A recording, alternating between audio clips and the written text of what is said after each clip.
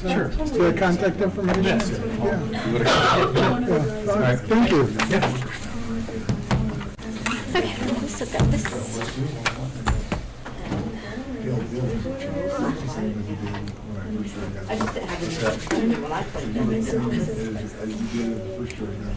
There's more snow on that now.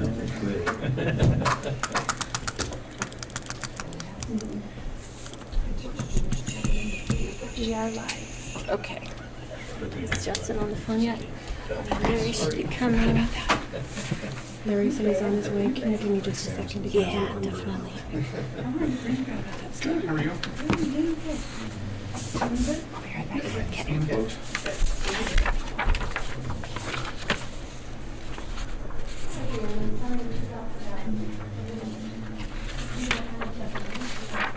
Dane, are you guys making a decision then tonight?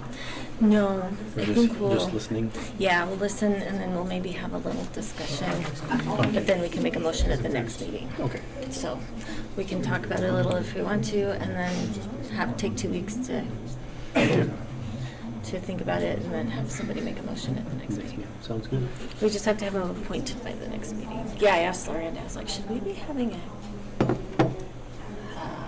work session or something? But she said, yeah, we could. Okay.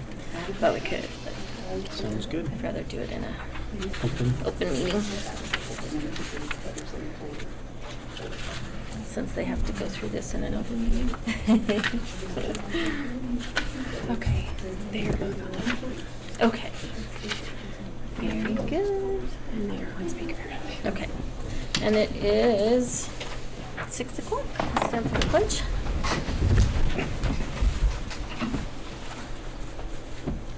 I pledge allegiance to the flag of the United States of America and to the republic for which it stands, one nation, under God, indivisible, with liberty and justice for all. All right, just a reminder to have everyone silence your cell phones. We'll start with the roll call. Mayor Sherman, Here, Councilor Lindstrom, he will be here he's shortly. on his way. Councilor Scalise, Here. Councilor Spradlin, Here. Councilor Tyree, Here. Yep. All right. Approval of the agenda. Does anybody have any changes for the agenda? I do have one addition under item G to add candidate discussions after the interviews. Okay. Very good. If there's nothing else, I'd look for a motion to approve. I move we approve the agenda for the regular meeting of January 13th, 2025. Second. Any discussion? Roll call vote. Councilor Tyree, Yes. Councilor Lindstrom, Yes. Councilor Spradlin, Yes. Councilor Scalise, Yes. Mayor Sherman. Yes. All right, motion passes. Approval of the minutes. We've got minutes from the last 2 meetings, our regular meeting and our special meeting. If nobody has any changes or corrections, we can roll that into one motion, unless somebody has anything that needs to be corrected. I move we approve the minutes from the December 9th, 2024 meeting and the December 16th, 2024 meeting. Second. Any discussion? Roll call vote. Councilor Scalise, Yes. Councilor Spradlin, Yes. Councilor Lindstrom, Yes. Councilor Tyree, Yes.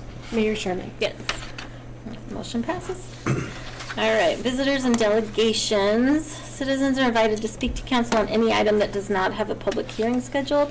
There's a 5-minute time limit per person unless otherwise noted by the mayor. Please note that no formal action can be taken on an item that's not on a posted agenda due to the open meeting law provision. However, they may be placed on a future posted agenda if action is required. Is anybody here for public comment?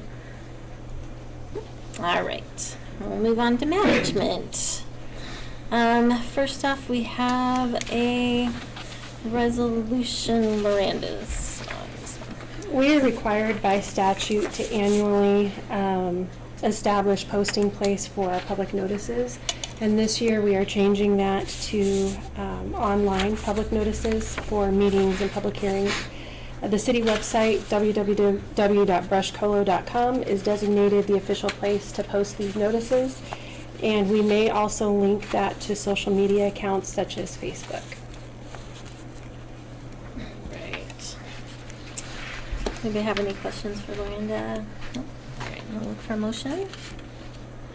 I move to approve resolution number 2025-1, a resolution establishing annually the public place for posting notices of city council meetings. Second. Any discussion? Roll call vote. Councilor Spradlin? Yes. Councilor Tyree? Yes. Councilor Scalise? Yes. Councilor Lundstrom? Yes. Mayor Sherman? Yes. All right, that motion passes. All right, we have a public hearing on an ordinance. So I will go ahead and open the public hearing, and we'll start with the staff report. This is pretty short. We did the first reading on December 9th at that regular meeting. It was published in accordance with statute, and the purpose of this is just to clean up one small section, one statement in the model traffic code, or of the model traffic code, which reads the prior version. And that's it. Oh, okay. That's easy. Does anybody have any public testimony on this? Dan, are you there? Were you going to say something? No? Oh, I was just going to say thank you, Lorenda, for catching that mistake. I overlooked it. Lorenda caught it, and sorry to put this in front of you, but thank you for Lorenda. Very good. All right, so we don't have any public testimony. Does council have any questions or anything they want to talk about? Nope. And I would look for a motion to close the public hearing. I move we close public hearing. Second. Any discussion? Roll call vote. Councilor Scalise? Yes. Councilor Tyree? Yes. Councilor Lundstrom? Yes. Councilor Spradlin? Yes. Mayor Sherman? Yes.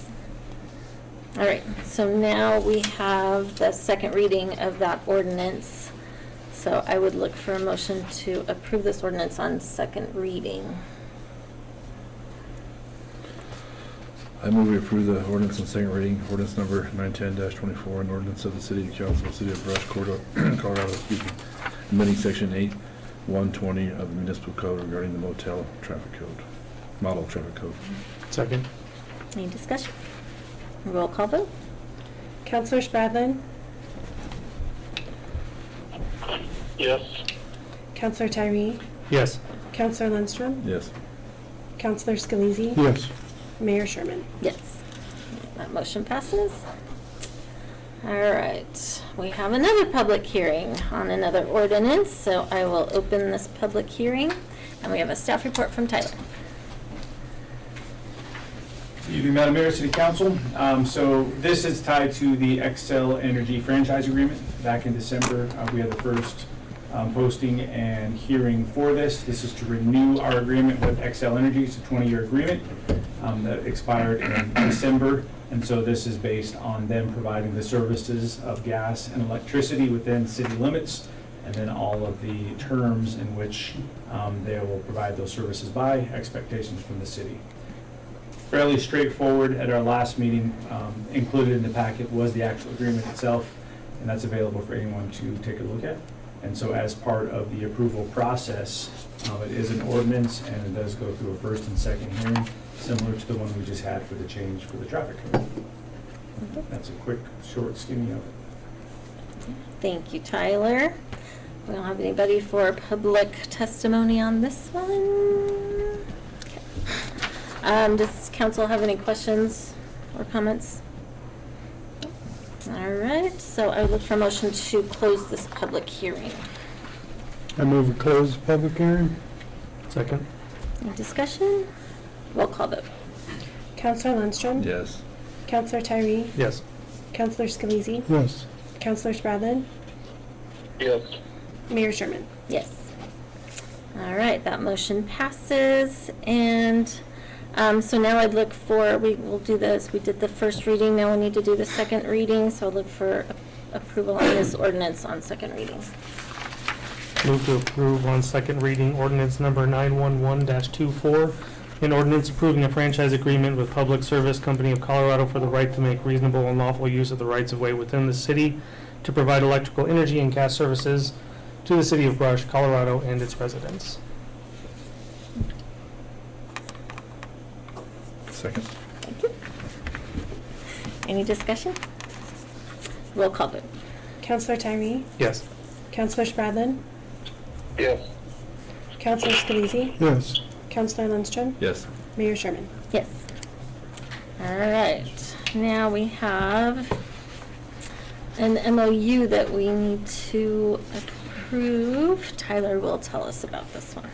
Right, thank you again. This is more for awareness than anything else, although I am asking for formal approval, and we would just sign this on the staff level. Excuse me, the City of Brush are members of the Economic Development Council of Colorado, EDCC, which strives to obviously facilitate economic development around the state in communities small and large. And this past year, actually the year before that, they began working collaboratively around the state on an effort, which is the CO Align initiative. Every district and economic development district in Colorado, I believe there's 12 of them, if I'm not mistaken.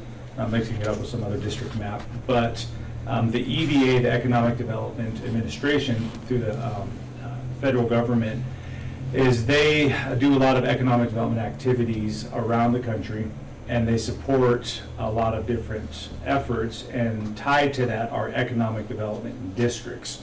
We have a regional group of counties that work together collaboratively on economic development initiatives. And having a CEDS, which is a comprehensive economic development strategy for that region, is one of the requirements of the EDA when it comes to funding and different things. Northeast Colorado had one. We're on the wayside because it expired, because you have to renew it every so often. But they have one now, and then not only do they have one, but all the different economic development districts around the state now have one too, for the first time in a long time. And in addition to that, the state of Colorado is wanting to do one complete comprehensive economic development strategy that implements all the different CEDS from all the different parts of the state. And so the reason for that is so that collectively Colorado can be more strategic and proactive and a little more positioned better when it comes to bringing in funds and resources into the state for economic development purposes. Hopefully you're with me so far. And so as part of that, tied into what's before council right now, is governors and state legislators come and go because they're elected officials. And so the challenge with that is that when you bring someone new in that gets voted in, they can remove and change things that have been previously set in place with the sign of a pen or a decree, or however you want to phrase that. And so different communities around the state, different organizations around the state thought it would be good to have a strategy that not supersedes but outlasts any change in government or change in officials, as far as a state, we want to move forward with these types of economic development initiatives. And so as we do that, and through this initiative, again, we believe that we're positioned better for the long haul when it comes to economic development purposes. Within the packet there, all the details are laid out specifically on what this entails, what it drives for. But toward the end of that, it talks about why you should sign the MOU. It talks about statewide alignment, so this unified component as Colorado, we want to move forward and be very competitive when it comes to economic development purposes. Have a sustainable framework, something that withstands government transitions. It's also a peer-led initiative, so it's not coming from the top down, but communities and individuals who work in local government, for economic development organizations, workforce development, the whole gamut that's tied to economic development, have been driving this forward. So it's kind of a grassroots initiative as well. And the intent of all this is that as funding and resources become available in the future, that based on our strategies that we have in place regionally and statewide, those resources can be allocated in a fair way. So it's not just all going to Denver or Fort Collins or Durango, but recognizing that everybody has these different initiatives that they're working on and to support that. And at the bottom of that is all the list of the communities and organizations that have signed the MOU to date. As you can see, they span from government, EDOs, colleges, private industry, and more. So my request is that council gives us the green light for the city of Brush to sign this. It's non-binding, there's no financial obligations at all. It's more of a collaborative, mutual, go-get-em team. That's it. I'd be happy to answer any questions. Do you have any questions or comments for Tyler? Thank you, Tyler. You bet. Very thorough. All right, so on that, I would look for a motion to approve this MOU. I move that we approve the Colorado Line MOU. Second. Any discussion? Roll call vote. Counselor Spradlin, Yes. Counselor Tyree, Yes. Counselor Lindstrom, Yes. Counselor Scalise, Yes. Mayor Sherman. Yes. All right, thank you. And for the record, there's 14 reasons, not 12. I just saw that. That matters. Thank you. Thank you, Tyler. All right, now, so we have 2 openings on our dais, one in Ward 1 and one in Ward 2. So tonight we'll be doing the interviews for the people who have shown interest and applied for the, not applied for, but are interested in those positions. So I'll let Loranda tell us how this process goes, because obviously I'm stumble through it. So. You're good. So how this works statutorily is that when we have a counselor resign, we have 60 days to appoint a new counselor to the seat, or we have to go to special election. The 60-day deadline for Ward 1 is February 3rd. The 60-day deadline for Ward 2, I believe, is February 11th or 10th. And so our plan is to hold the interviews tonight, have some discussion after the interviews, and then appoint at next meeting. And by appoint, I mean make a motion as to who is selected and have that motion pass. Then we plan to swear in the new counselors on the first meeting in February, which is February 10th. Okay, perfect. And that, Is it So February that- 11th instead of 10th? No. I didn't check my dates No. when I came in here. no, the Apologies. date was the last. Oh, the deadline? Deadline was the February 11th. Perfect. So we'll do the the interviews tonight. We can have some discussion if you'd like, so that we can do it in an open meeting, and then we'll have a couple weeks to think about it, and somebody will need motions at the next meeting, so we can have somebody appointed. So let's start with, we'll just start with Ward 1 because it's top of the, and let's see, we'll go alphabetically. Tyler Horton. And then if I could have the other 2 candidates follow me down the hallway, please.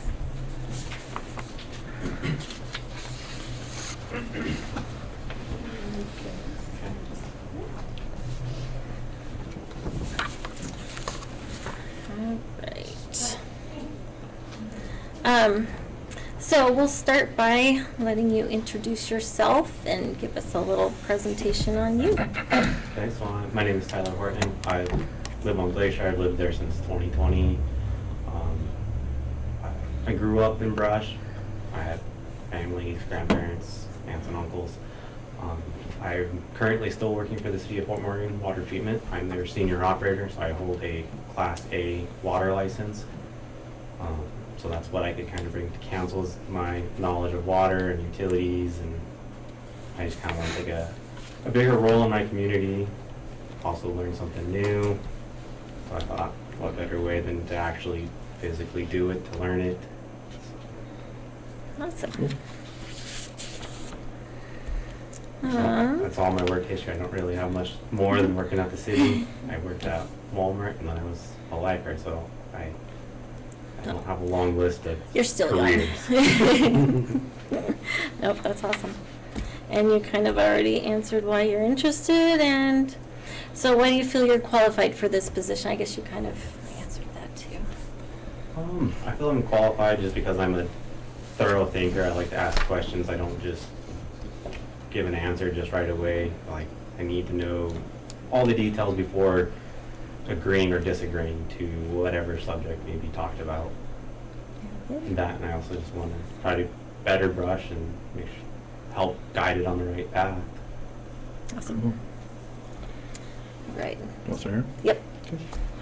Tyler, do you have any experience in serving municipal government or on a municipal board? I do not. Just going down the line. Yeah, we'll just go Okay. down the line. The city is a very busy with multitude of issues in many different areas. Do you have any time to devote to the duties of being a counselor? I do. So my current career with water treatment, I work 4/10, so I typically have one day off during the week to where I can devote to being council member. Perfect. Okay, thank you. All right. Would you be able to attend a 3-day CML conference that's held annually where training of counselors takes place? It's June 24th to 27th this year. Yes, I could. We encourage everybody to do that. It's a really cool conference. Yeah, sound like it would be helpful. It is. Especially not having experience. Yeah, it's amazing. Justin, do you have, it looks like we lost Justin. Okay. Counselor Tyree? So up to me then. What are some of the things that you have heard from residents that are a concern for them? Mainly the biggest thing I've heard is just some of the roads inside the city, which I've come to notice and see that the brush is working on it, but like that's the biggest thing is just the roads. And maybe another thing was, I don't know, it was a couple winters ago when we had a few water line breaks, but that's all I've really heard so far. Probably hear more if I get counselor position. Okay. Tyler, what in your opinion does the city do well? I think they keep everything well balanced. There's not like, they don't push their own personal agenda. It's very like, hey, transparent, I guess is a better word to use. It's like they just don't do things and tell the citizens, oh, we did it. Hope you're happy. What I've noticed is like, if the city of Brush is like, hey, we want to do this, this, or this. They make it very open and announced to the public before they go out and actually just physically do it. Thank you. Thank you. This is, the next question is similar to the one you answered, but this is your opinion of what areas you feel need improvement in the city, not what you've heard. Youth participation. So I have 2 young boys, and I notice in some sports there's not enough for to make complete teams. So it's like they're playing one game after another game just so everybody can have a game that weekend. So maybe somehow push more of a recreation, like involvement with the community. I know that's hard, not a very large community, but that's what I've seen over the summer, having 2 kids playing sports. It's like they had enough just for 3 teams, so one team got stuck playing twice every week just so everybody could play. Thank you. You want to do the last one? Sure. What are some things that council could do to encourage more public participation in our process? That one's challenging.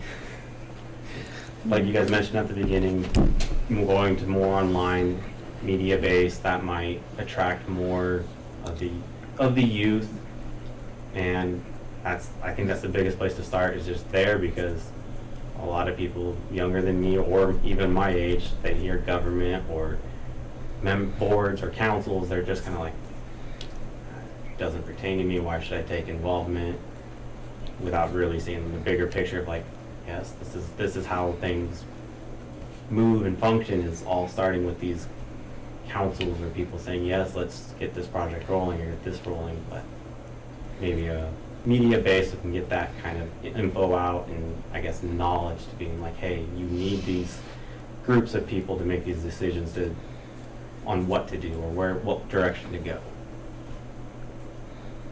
Thank you. Thank you. Yes, Tyler. Is there anything else you want us to know about you? I think that's it. Do you have any questions for us? I do not. All right. Thank you very much for Thank taking you. the time to be here. I'll be right back, Dana. Okay. I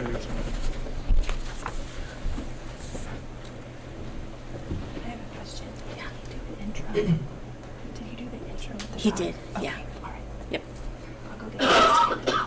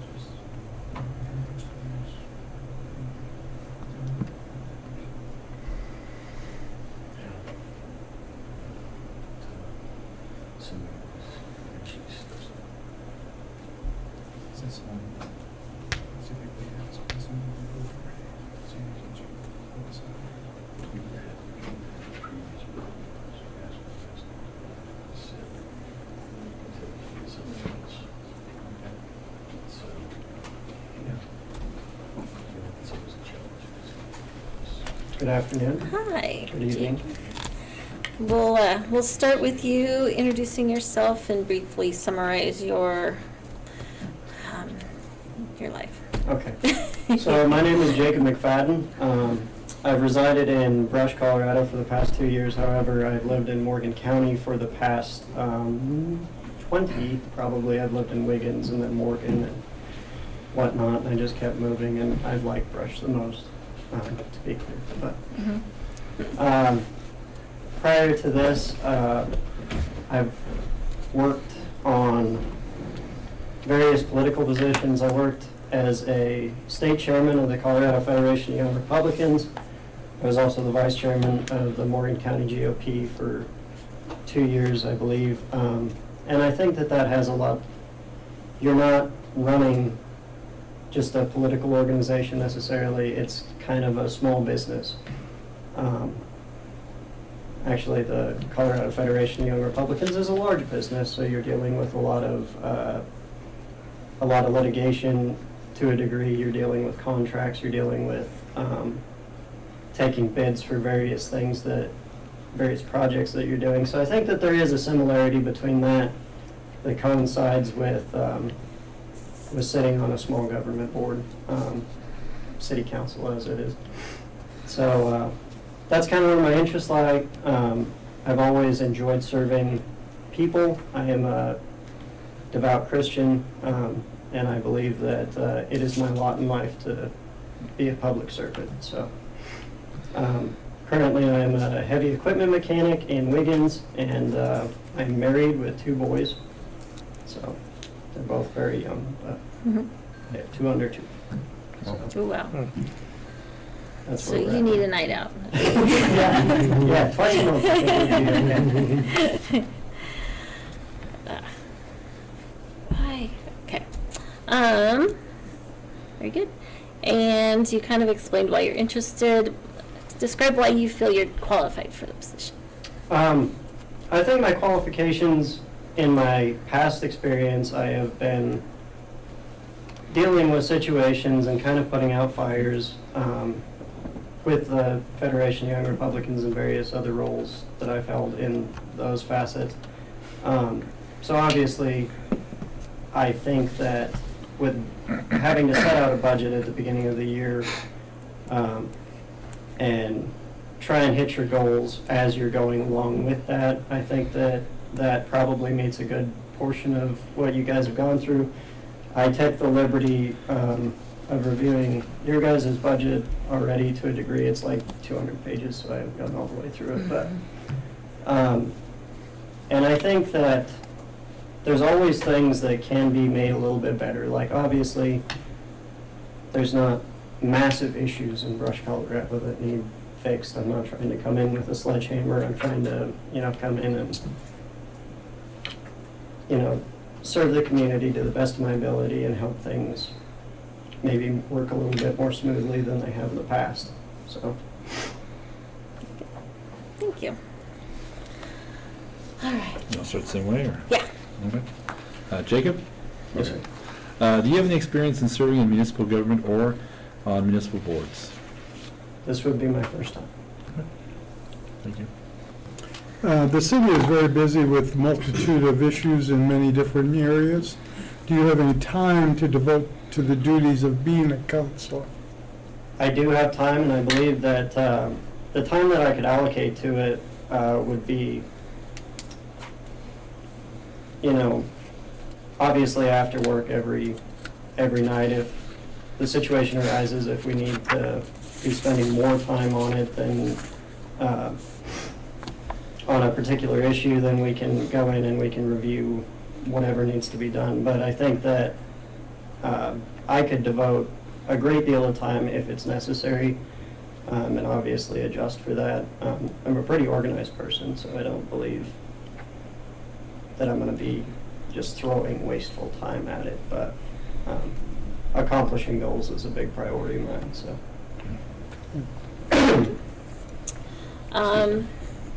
Would you be able to attend a 3-day CML conference that that's held annually where trainings for counselors takes place? This year it's June 24th to 27th. Yeah, I actually had a note for that, and I was massively interested in it, the way that Miranda, is that how it's saying it? Okay. She was explaining it to me, and that seemed very interesting to me, and I think that that's something that I would both be interested in participate in to, take the time off of work or whatever the case may be. Yep, it's well worth it. It's really good training. All right. What are some of the things that you have heard from residents that are a concern for them? The one thing that I've heard recently was the RO system going in. They were kind of concerned, this is just talking to neighbors and whatnot, they were concerned with the rate raises, but obviously you have to kind of build the infrastructure to accommodate them, so that's something that, if we have the ability to lower costs, obviously that's a good thing for the community, but also having the infrastructure necessary to keep the community going is probably a good idea, so there has to be some compromise in there, I think. And then other stuff, obviously there's probably some ideas that I have for like revenue building, but I think we could talk about that if I'm actually selected, so. Okay. Thank you. Jacob, what in your opinion does the city do well? I think that you do a phenomenal job, especially law enforcement. Going through this process, I have been greatly appreciative of the city clerk. I think that she does a great job. All of the staff that I've dealt with have been phenomenal. So I've been really impressed with that. Thank you. And obviously the fire department. We try not to give her a big head, though. Oh. Thank you. Are there areas in the city that you feel that could be improved on? Yeah. I've noticed with code enforcement, they've issued quite a few weed tickets and, for example, inoperable vehicle tickets. And I think that there's an opportunity there for the city not only to kind of clean up the residences, obviously not with the heavy hand, but if we could go in and we could say, well, if you're not using this vehicle, if you'd like to donate it, and we can hold an auction, once a year, then we're getting rid of, kind of the junky areas to a degree, and we're bringing in a little bit of revenue, so.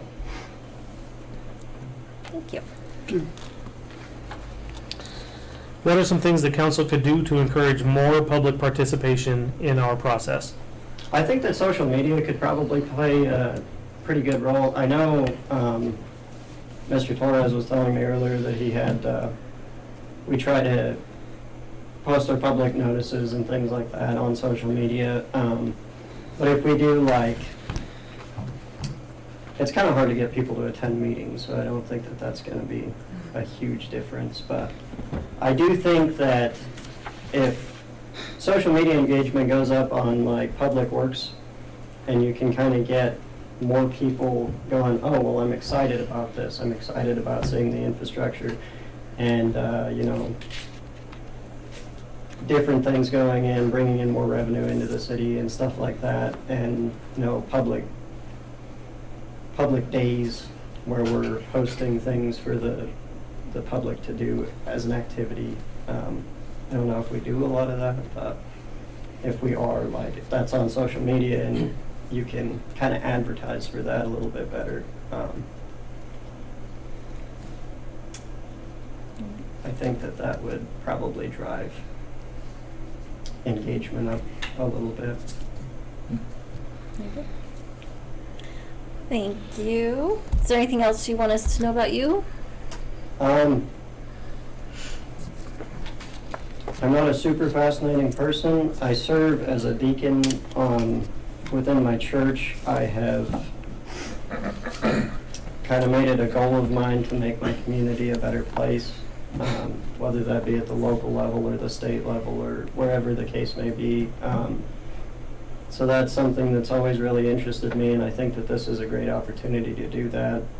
Like I said, I don't want to come in with a sledgehammer and try to break a bunch of stuff. But I think that there are things that could probably be tweaked, and the more you know about it, the easier it is to say, like, specifically which things are cumbersome.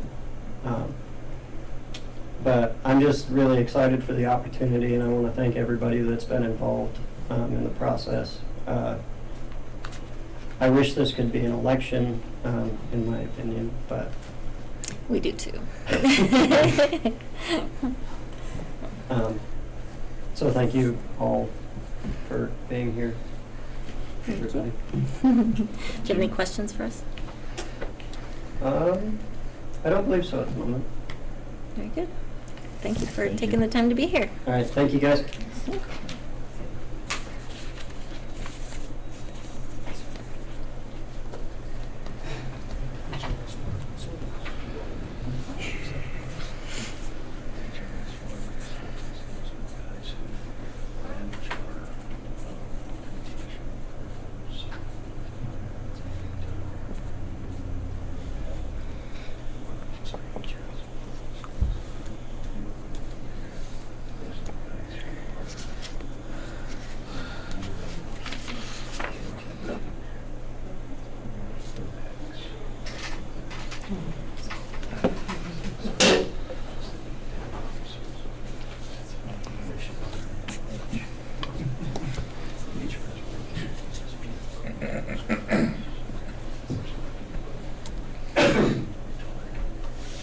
Hello. Hello. All right, we will give you a few minutes to introduce yourself and summarize work history, your interest, and Okay, sounds like a plan. Well, I'm Scott Klinkhammer. Sat on City Council for 2 years. I've been gone for about just almost 2 years now. Live in Brush on Lincoln Street. I used to own a restaurant up on the hill, and now I actually work at the preschool daycare center at Thompson Primary. I ran for county commissioner. Unfortunately, did not get elected for that, but I definitely missed it here at City Hall, and saw the Ward 2 came back up for an opening, so I definitely jumped on that as soon as I saw it came up.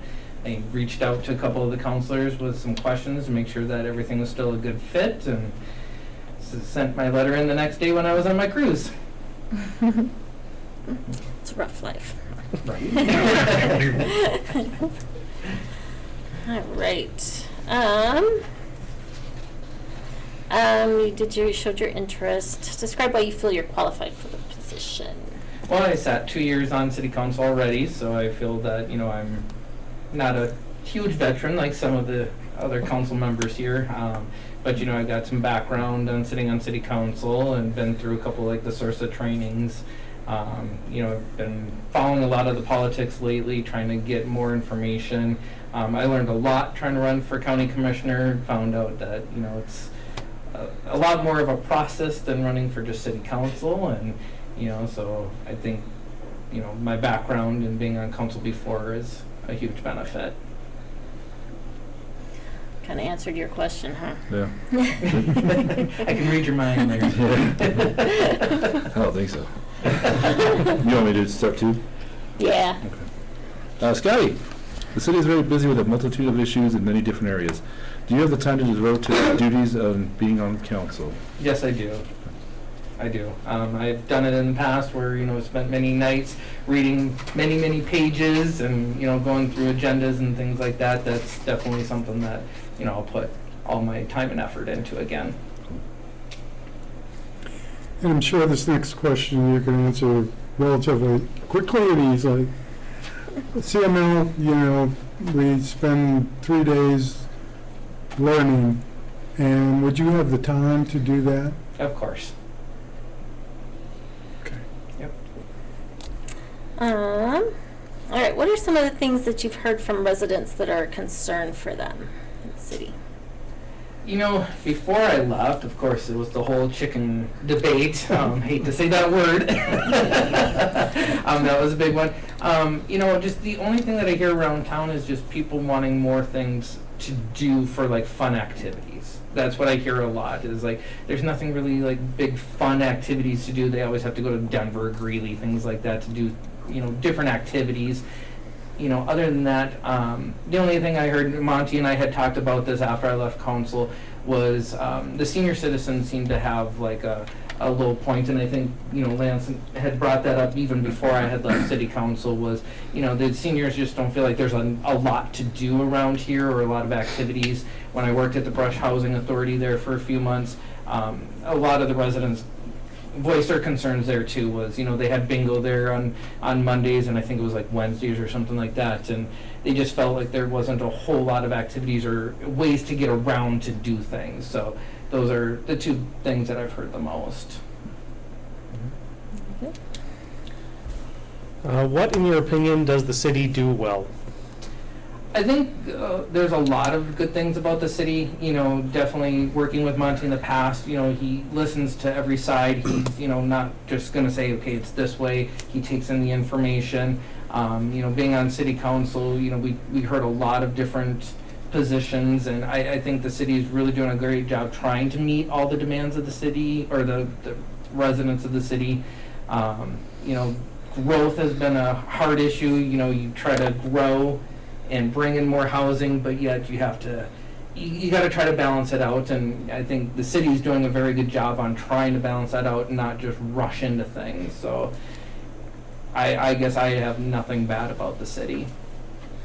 And I know Dale from in the past, like his department's always on top of stuff. Like they're always getting stuff done. Lance, he puts in a lot of time and effort into, all the sporting events, trying to bring in more things, and Tyler's always looking for new opportunities. So, yeah, I could go on for hours probably about the good things that the city does. Hey, we kind of answered this one, Scotty, but we'll ask anyway. Are there areas in the city that you feel need improvement, and what are those?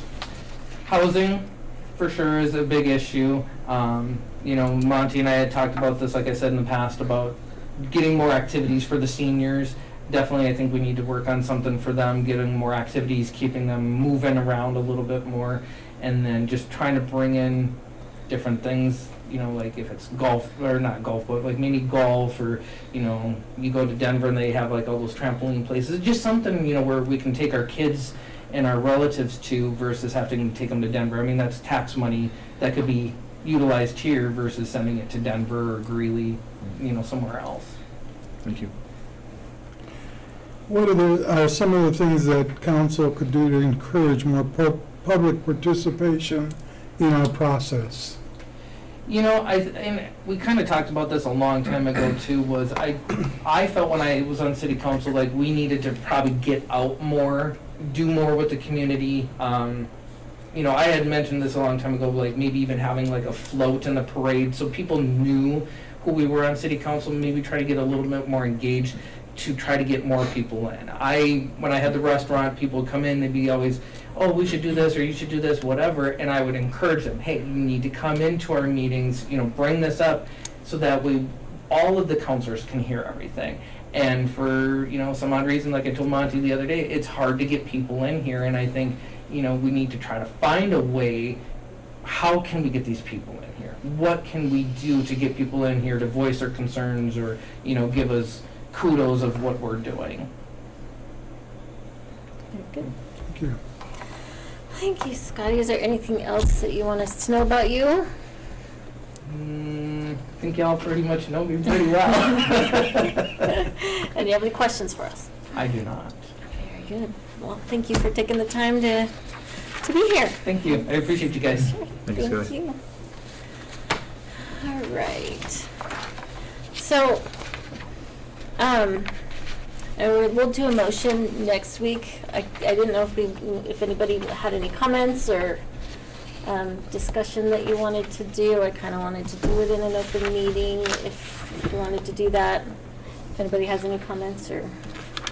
A lot of great answers out there. It's I don't enjoy this process I know, it's ever. hard. It's always a hard decision. You guys all did awesome. So Yeah. it's tough. Yeah, great job. And I would encourage whoever does not get appointed to run in the next election because, yeah, we need people to run. Yeah. So I will encourage council to take 2 weeks to kind of think about who you'd like to not nominate, but somebody will need to make a motion, and that one won't be hard, but so but if there is. Mayor, Yes. I apologize to interrupt. No, you're good. Because I'm not there, I don't want to assume, so tell me if I'm wrong, but I believe it's one candidate for one of the openings and 2 candidates for the other opening. Yes. I might recommend that the council consider if they think the candidate for the single opening is qualified and desire to appoint that person, Okay. doing it now so that we don't have a quorum issue. It's one, I guess, the 2 of you to miss, but you by no means need to do that. It's just a thought I had. Okay. Very good. I think that's a good idea. Yeah. Yep. Does anybody want to make a motion? I move we approve Scotty Klinkhammer for the Ward 2 position. Second, third. Any discussion? Thank you for showing your interest again. You're welcome. No. Thank you for having me back. Roll call vote? Counselor Lundstrom? Yes. Counselor Scalise? Yes. Counselor Tyree? Yes. And we lost Counselor Spradlin? Yeah. Mayor Sherman? Yes. All right, and so we will take a couple weeks and do a motion unless somebody's got a strong opinion this time, but it's really tough, so I don't think anybody's. It's really tough. Every time we do Yeah. this, it's tough. Yeah, you both did a great job, so I think it's gonna take some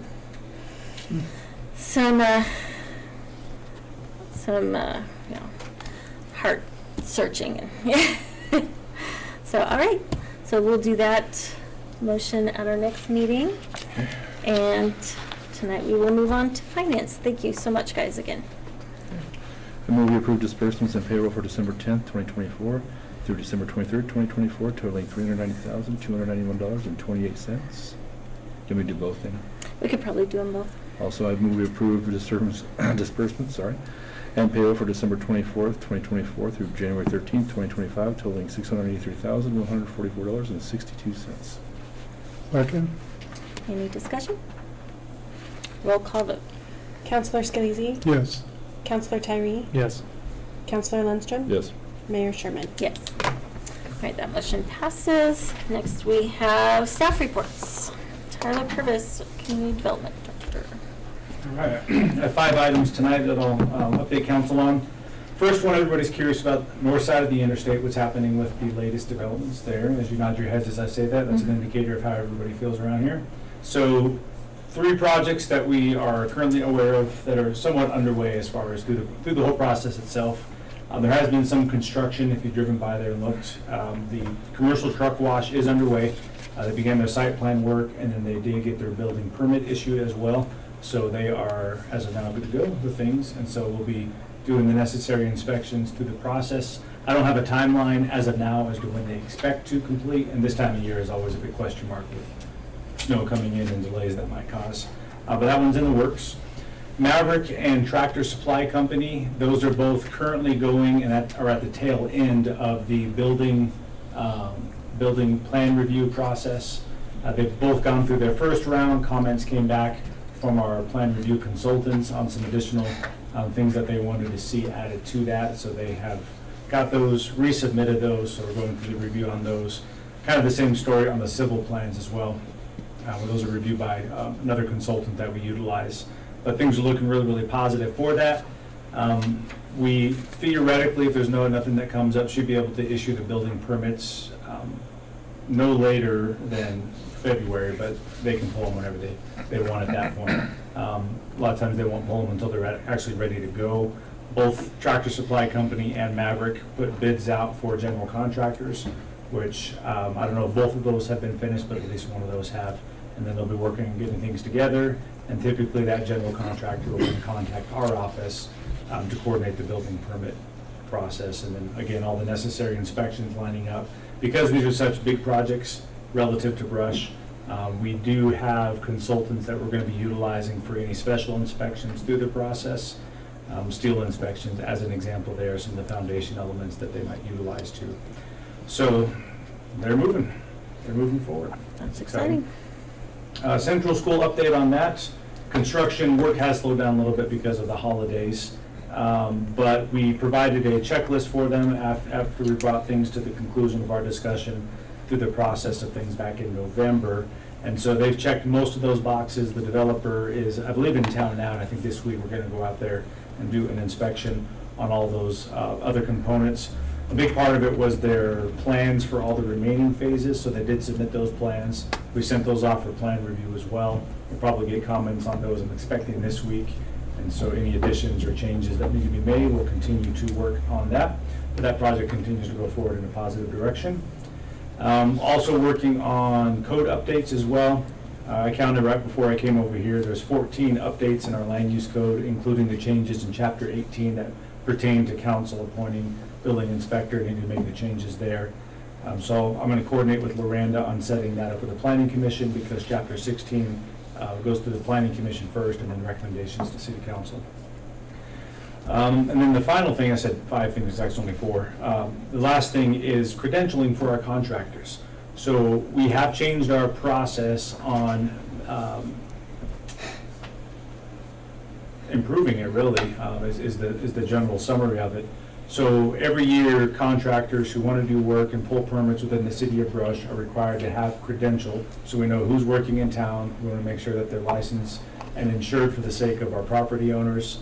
And that way, as permits are pulled, we know who's doing the work. We hopefully build good relationships with all the contractors, go in and do all the necessary inspections and so forth. So the change that we made is that in addition to them renewing, is that they need to either provide proof of certification through the International Code Council. They have different levels of certifications depending on the type of work that a contractor does. So they can submit those, or we have a test that our building inspector Juan put together that encompasses certain capacities of knowledge and skills. And so depending on the type of credential they want to apply for, we have a class 1 through 5, and each of those have different categories. They then would take that test. We provide all the study materials for them. That's straight from the code books that we've adopted. Submit that test, we grade it. Once it's approved, they can then pull permits, and it's good for 3 years. And so we, as of January 1st, went underway with that new program. So we have had some contractors go through the process so far. Communicated that out to contractors a number of months ago, and I think we started in October, November, 2 in December, and then we put that out on our Facebook page and website a couple of weeks ago, and so people were made aware of that. I know there was a couple comments on that. I typically don't just respond to individual comments, but just to clear the air on a couple things in case there's any questions or misunderstanding, is that this improves the best way to put this. I probably should have thought about this instead of on the spot. But this ultimately improves the construction process and quality for property owners. It doesn't add any additional requirements or burdens or costs on property owners themselves. All this is just to ensure that the contractors doing the work have demonstrated that they understand some of the basic elements of the codes that we require. And so this should in no way deter contractors from wanting to do work here. In fact, quite the opposite. Fort Morgan has already expressed, and they had a meeting with contractors back after we already started this process, about them doing something similar but having an even higher requirement. And so, which is just the ICC only, not a localized test as well. And so they're looking at implementing that January next year. And I say that because this is generally the direction and the trajectory that building departments are moving in across the country. A lot of bigger cities, this is standard. They've been doing that for years. So any contractors that come out here, a lot of them have actually asked over the years, do I need to submit my credentialing? We say, no, we don't require that. So now we do. So it's really us just kind of stepping up our game a little bit more and how we work with our contractors. So everybody will be better for it. So that's pretty much all my Question on that. reports, yeah.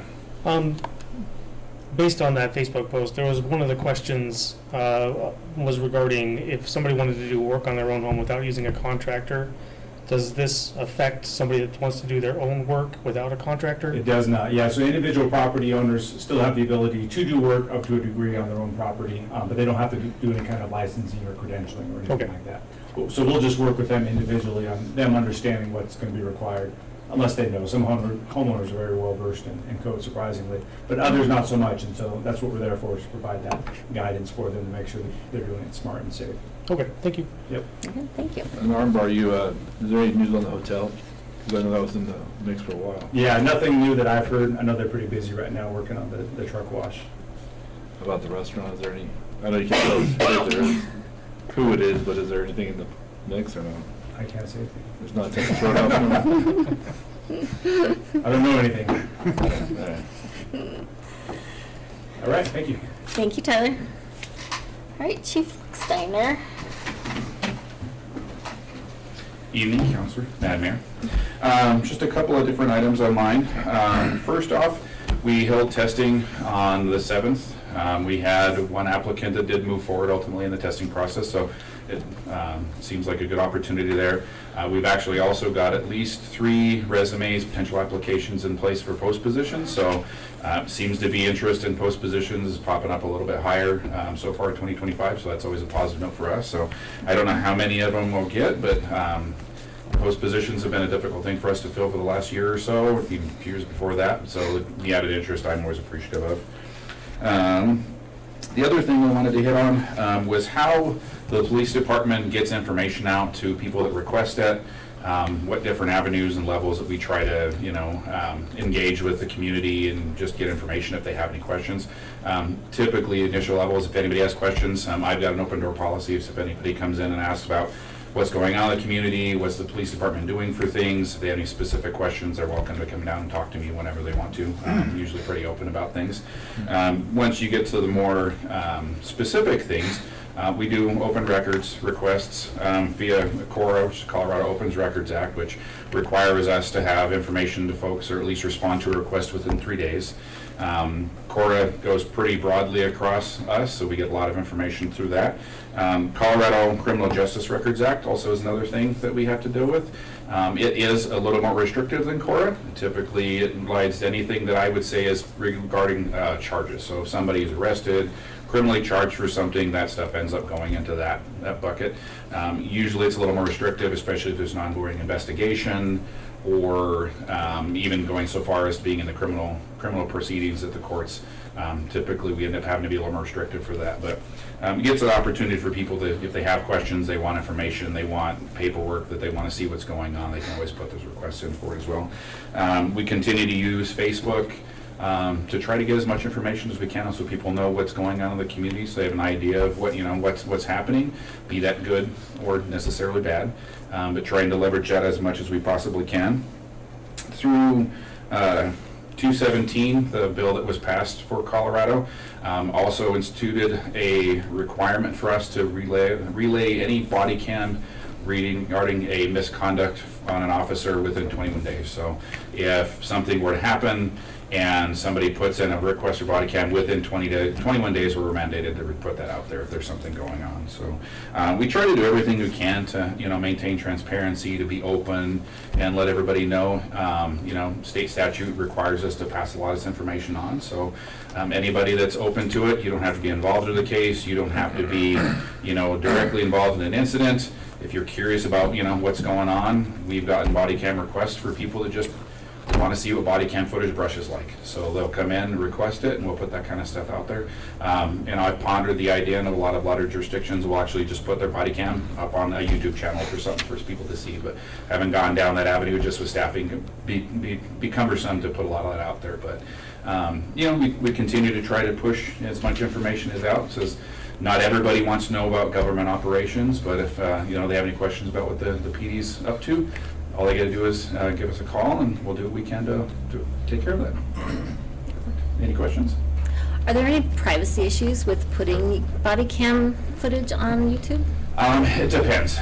Typically, especially anything juvenile related, so anything with kids, typically we have to redact that kind of information. And the current system we have, it's pretty cumbersome to redact things. With the new software we're getting this year, hopefully it makes it a little bit easier, but there are certain requirements for us to be able to make privacy, but for the most part, you pretty much put everything you can out there, especially when it comes to the 21-day requirement for the 217 legislation.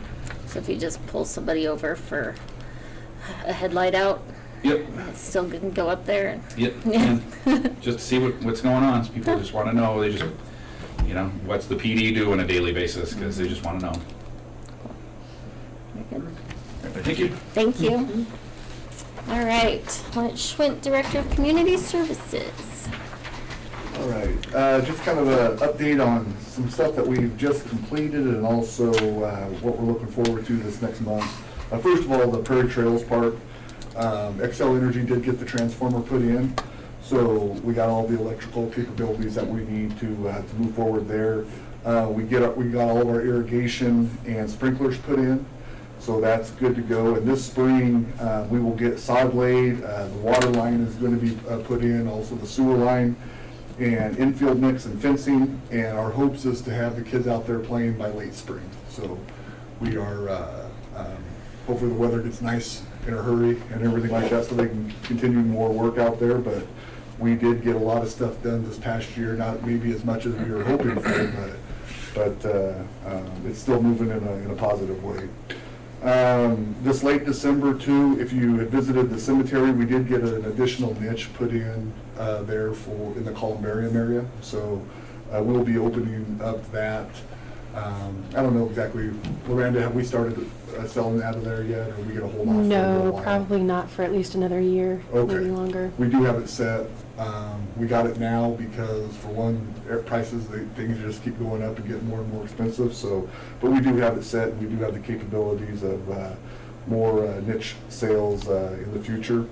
And coming up in late January, early February, we will be redoing the kitchen floors out at the golf course. That kind of goes into my next report, which was the last week of December. We received a check for a little over $134,000 from the Joslyn Needham and Jack Pettis Foundation. And that's going to cover a couple of projects that we have within the Recreation Department, and also helps cover some of the costs that we have with our youth programs.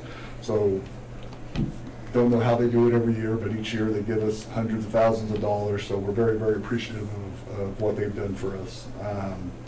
Also in December, Larry might talk a little bit more about this, but we had a comedy show and that I thought went really well from what I understand. I wasn't there, I was out of town for Christmas. But our next comedy show will be on Valentine's Day. Again, it's $20 a ticket, and you'd be able to get those tickets from the Emporium, from the golf course, and then also from Village Liquor in Fort Morgan. We held a Christmas puzzle challenge right before Christmas, and we will be hosting two more puzzle challenges, one for Valentine's Day on February 16th, and another one for St. Patrick's Day on March 16th. So those are two more puzzle challenges where teams get teams of up to 6 people and see how fast they can do 500-piece puzzles. On January 4th and 5th, we helped run the 4th annual Heath Becker Memorial Basketball Tournament. Unfortunately, we had to cancel Sunday because of the weather, but we did get a great girls tournament turnout. And so the money that's raised in that tournament goes to the Heath Becker Memorial Scholarship that's given to a couple high school kids each year. So that's been going on, like I said, for this is the 4th annual. On New Year's Eve, we held the 9th annual resolution run at the golf course. We had 25 people that actually did the run outside, but we had about 50 people that was at the course that night. We had live music, games, and everything else throughout the night, so something for people to go out there and do. The recreation department, as far as the youth goes, is in the middle of NICO basketball. The first week was this past week. There's 108 teams in the league this year, so 3rd grade through 8th grade, there's 108 teams, so there's quite a bit of stuff going on. We're using the gyms at Brush, Fort Morgan, and Wiggins, so there's quite a bit with that. This coming January 26th, we will have the, like we always do, the NFL championship games will be played at the Pettis Golf Course. There's squares up there at the course right now, $20 each for each square. You can also come and all you can eat for $40, tacos and nachos, and for $60 you can have all you can eat and all you can drink. So that'll be happening on January 26th over at the golf course. And then on March 15th, we will be hosting our 19th annual St. Patrick's Day 5K run and walk. We'll have, free corned beef and cabbage meal if you participate. And if you're over 21, we'll also have free green beer. There will also be live music, and we'll have a one-pitch softball tournament that afternoon too, on March 15th. And then this Saturday, something new that we're going to start trying to do, over at the secondary campus in the auxiliary gym, we will be putting on an adult pickleball clinic from 9 a.m. to noon. So anybody who's interested, it's free. We'll be doing an adult pickleball clinic Saturday from 9 to noon. So quite a bit going on. Yeah. Any questions or anything? All right. Very good. Thanks Thank for you. doing all that. Dale Colrick, Director of Public Works. Thank you, Mayor, Council. Well, typically about every year, January 5th, we try to take our Christmas decorations down. However, we received a little bit of snow, and so snow removal took the priority versus having to take the decorations down. But pleased to announce that we have got the fiberglass decorations removed from the streets now on the corners and such. And we'll be looking at getting the banners swapped out tomorrow while the weather's still good. We talked about removing the lights from the trees and the poles, but I've received several requests from people saying, hey, leave them alone, they look nice at night. So we're kind of looking at probably leaving them up for a little bit longer before we take them down, unless I receive a request otherwise. And speaking of lights, the 300 block on the north side of Edison Street, because there was power that was severed. There was 2 projects going on, and everybody's pointing fingers at each other, and each company says, prove it was us. So now the city's holding a bag, and it looks like we're probably going to, we wanted to try to see if we couldn't do some wiring to try to get some others, to get them up and going again. But Monty made a very good point. It kind of sounds like it was, that's just a Band-Aid. Let's fix it right. And so we're going to wait, and we're getting prices right now to get a new conduit board across underneath Clayton Street and get that whole circuit reinstated. But in the meantime, until such we can do that, we did obtain some solar lighting that we've attached to the poles.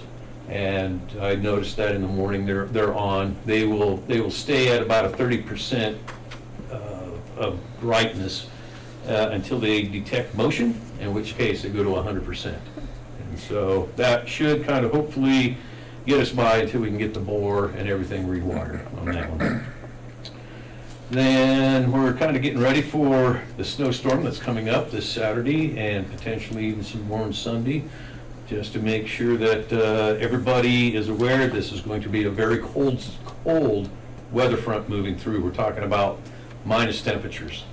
And so with that, we're trying to get as much as we can done For example, get our meter reads done early so we're not having to deal with the cold and having to open up a pit if necessary or anything along that line. So we're going to be out there on Thursday and Friday reading meters as well.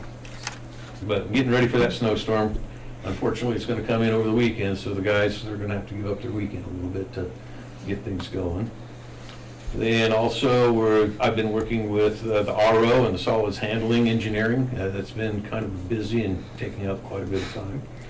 And then as far as our radar feedback signs, one of the things that when we were starting to do the assembly of these units, they require a 3.5-inch pole because the standard 2-inch or 1.5-inch pole is just not sturdy enough to handle that weight and the wind loads and everything like that. So John Gardino, our street foreman, has been out looking for these 3.5-inch poles from our sign companies that we do work with, and it seems like nobody has them. So he was fortunate enough to go out and obtain some drill stem that was 3.5 inches, which is a much sturdier pole than what we would get from a sign company.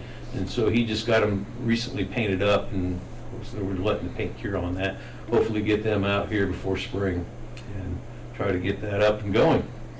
And then, I think that's all I have.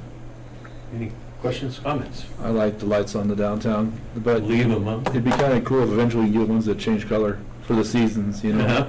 Like green for St. Patty's Day or the I'll red. bring that up to our lighting guy. That'd be kind of neat, wouldn't it? That would be cool. Yeah. Yeah. So, okay. Any other questions, comments? Anything else? Okay, thank you. Thank you, Dale. All right, Chris Bostron, Finance. Good evening, Mayor and Council. Want to say Happy New Year. This is the first time we come together this time this year. Just want to let you know that staff is busy working through their end of year 2024 items. We're going to be working through 1099s, W-2s, but also just getting those final expenses recorded against the 2024 budget. So as you well know, we may have turned the calendar, but as far as finance goes, we don't end 2024 till audit, which is the middle of the year. But we're hoping that we can get things finalized, that we can bring you some good unaudited financial reports for 2024. We also concluded processing a little over 20 liens, sewer and water liens to the county, which just was a little over $22,000. And we will continue to review and look at those delinquent accounts. That's going to be a priority for my staff in 25. So. And as you all are very well familiar with and well know, we have kicked off our administrative priorities this year with our partnering with Paycom for our HR and payroll processing. We're excited to get going, excited to see the things come forward in 25, not only with our payroll and HR processing, but then as we work towards our financial updates, our financial software. So it's been a challenge, but it's also been a fantastic learning experience, and we look forward to what it provides for the org. So that's where we are right now. Do you have any questions for me? Very good. Thank you, Chris. Lorianna Becker. To start off, Monty had asked that I speak a bit to transparency for council meetings. And so first of all, I want to also echo Chief Flex Steiner's sentiment about the open door policy. I want to say figuratively because sometimes literally my door is closed, but I have a sign on how to redirect customers, and I don't mind too if I need to step out and talk with them as well. That's always an option. With Cora, the process for us is we have the process online. You can go online and fill out the form, or you can go online and print off the form, or we have them here in the office. We try to make that process as easy as possible. And then when requests come in, we make every effort to get in touch with them right away, just to let them know, hey, we've received this. Normally we're going to ask them questions to make sure that we know exactly what that request is and what the scope is. And then, we do everything we can. It becomes one of the top priorities to get that answered within the 3 days. If not, there are a couple extenuating circumstances that are allowable by statute where you can take up to 10 days, so you have the additional 7 business days if necessary. Those would be, it's such a large volume that you can't reasonably accomplish within the 3 days, or you have to devote substantially all of your time to meet an impending deadline or peak demand. There are some times when we have to do that. For example, there was, I've had a couple requests where I've had to put in over 40 hours to get that answered, and so there's no way I can do that and still do any business out of my office within the first 3 days, or sometimes within the 10. So if there are any questions, you can always contact our office, contact me, email those questions, and we're glad to give that immediate attention. With council meetings, we minimize executive session. Those meetings are, of course, when we go behind closed door, and that is when we are discussing matters that are confidential to the public. We do everything we possibly can in open meeting, but on those rare occasions, we do have to go behind a closed door. Like tonight, we do have one on the agenda, or 2 topics on the agenda for an executive session. We are still talking about possible Zoom access for council meetings to increase that accessibility and that transparency for those who would like to attend and can't be here in person. That will have to come after we have broadcasting staff. We've had a little bit of a delay there in getting that lined up. We've had a proposal out to the school district for their broadcasting team, the children or the students enrolled in the broadcasting group to perform that, and we're not sure that that's going to go through. So if not, we're just going to go ahead and rehire some broadcasting staff.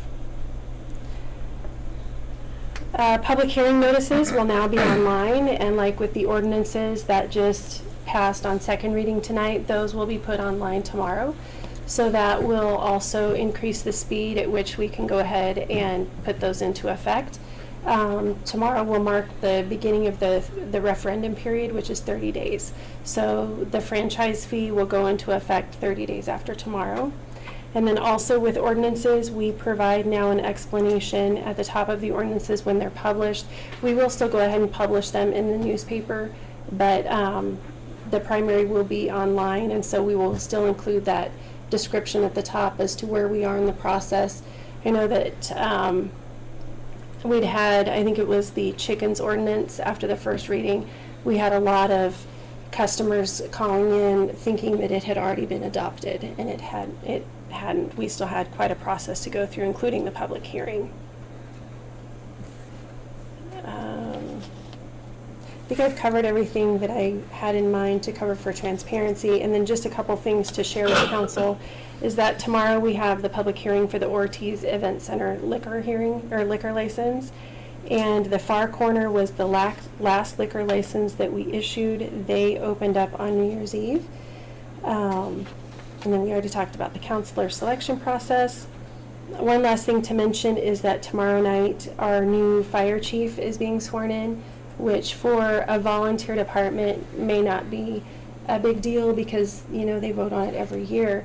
But Tad Anderson was our fire chief for 12 years. So I just felt that that was noteworthy to bring that up tonight. Is it going to be Tad again? Or anyone? No. So he's The rumor, retired. well, not the rumor, but I No. hear that it's Ray Urick going to Oh, be okay. the fire chief, and then is it Kyler Massey is going to be the assistant fire chief. That's cool. Very good. So that's all I have. Thank you. Any questions for Miranda? All right. Kim Dykes, Human Resources.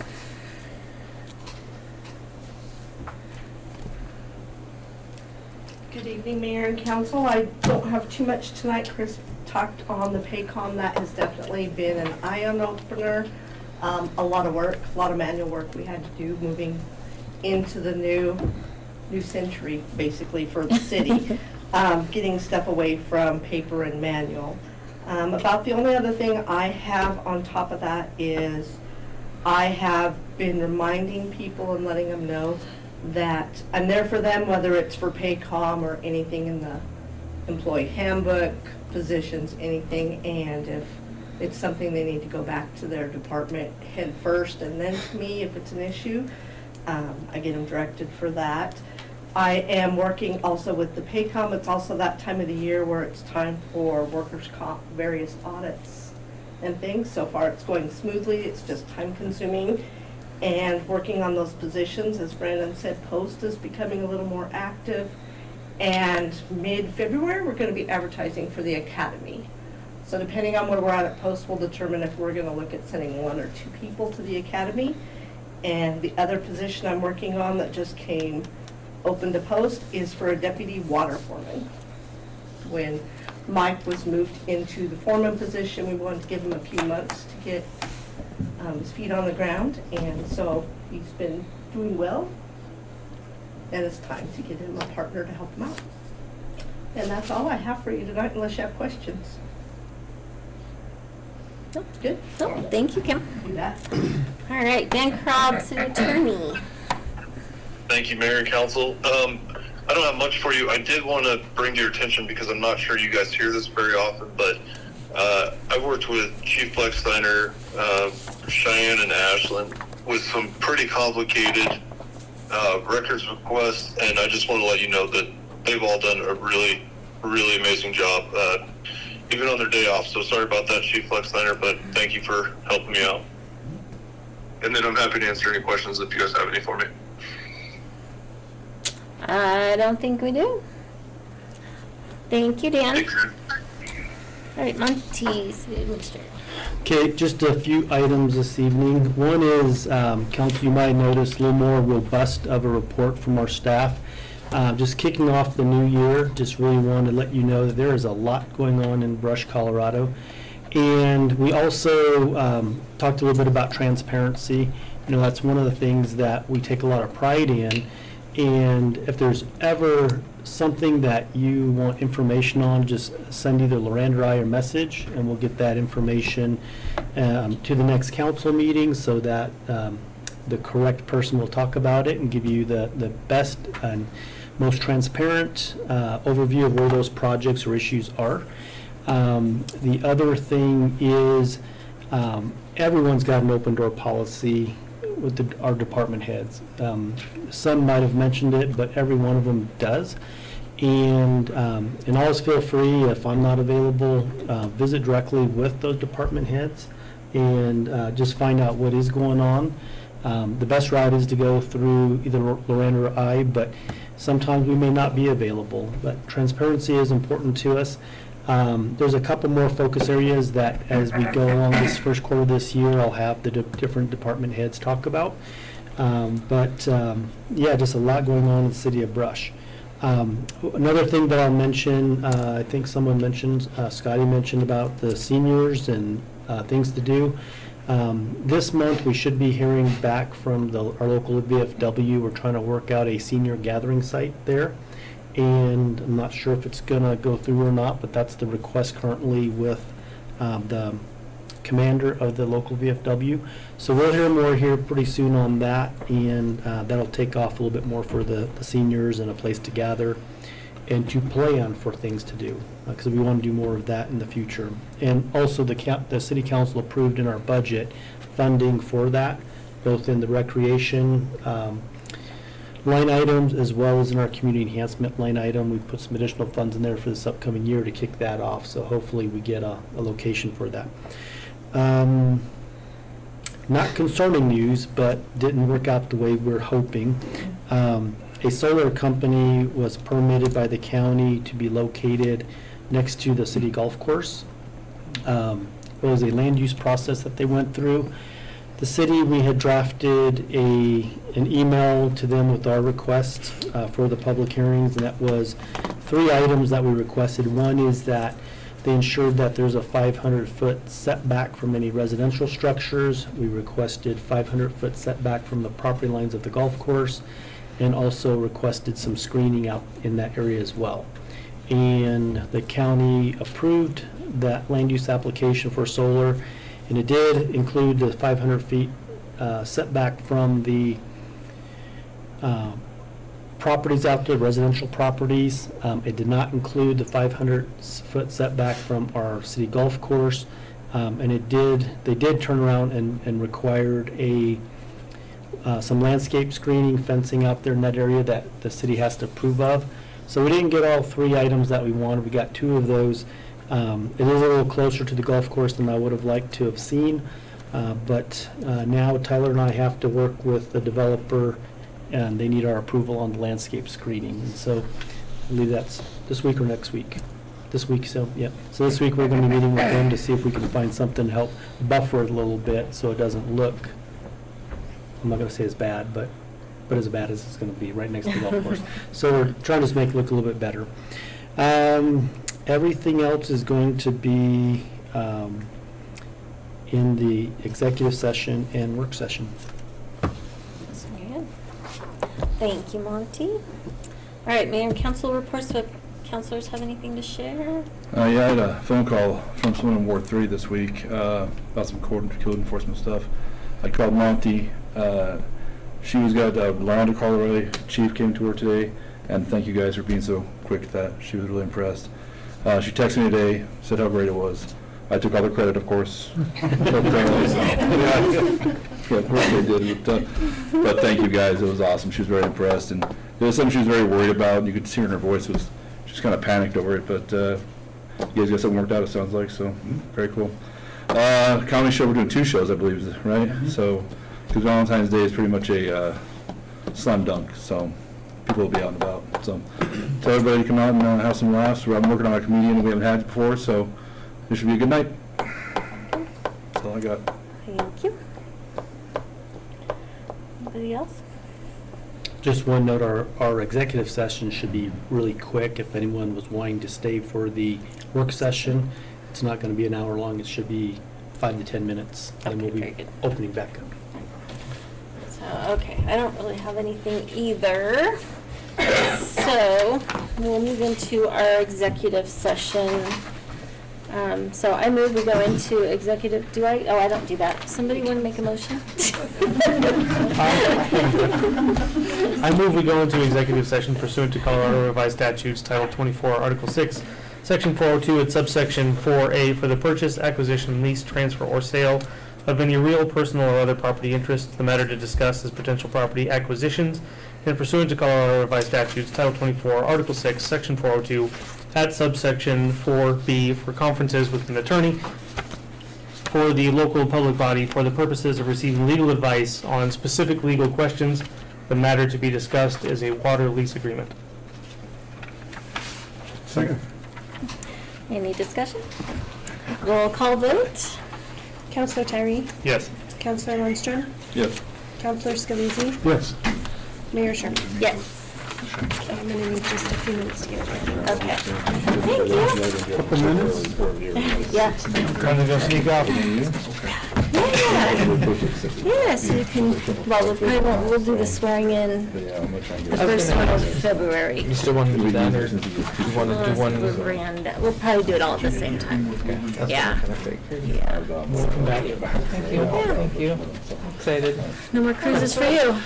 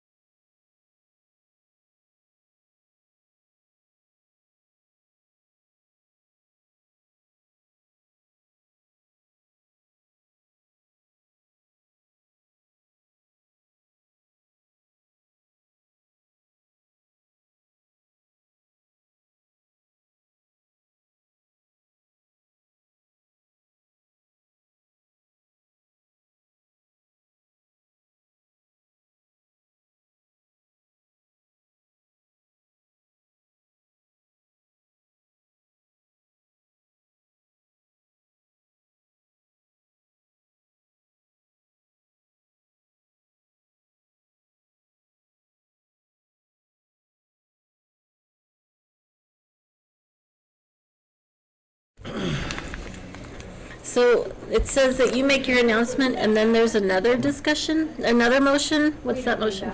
Okay, okay, very good. Never mind.